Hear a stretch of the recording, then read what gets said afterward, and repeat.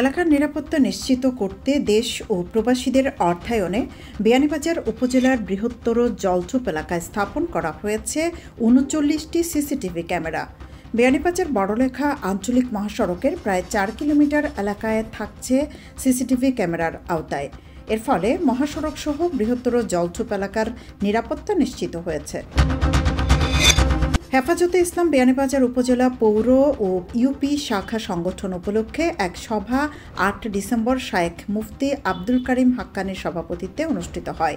সভায় সর্বসম্মতিক্রমে শায়েখ মুফতি আব্দুল কারিম হাক্কানীকে সভাপতি ও হাফিজ মাওলানা মুফতি কয়েস আহমদকে সেক্রেটারি করে ৫১ সদস্য বিশিষ্ট উপজেলা কার্যকরী কমিটি গঠন করা হয়।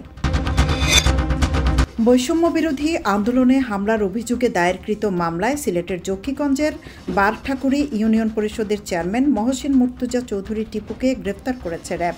রবিবার বিকেলের দিকে তাকে উত্তরকুল গ্রামের বাড়ি থেকে গ্রেফতার করা হয়।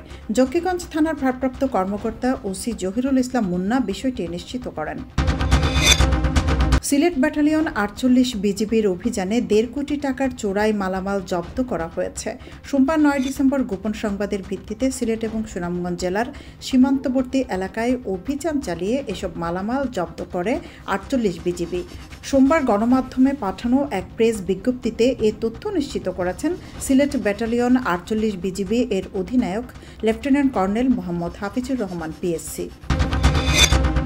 সাধারণ বিজ্ঞান ও প্রযুক্তি জেএসটি গুচ্ছ পদ্ধতির ভর্তি পরীক্ষা থেকে বের হয়ে এসেছে শাহজালাল বিজ্ঞান ও প্রযুক্তি বিশ্ববিদ্যালয় শাবিপ্রবি।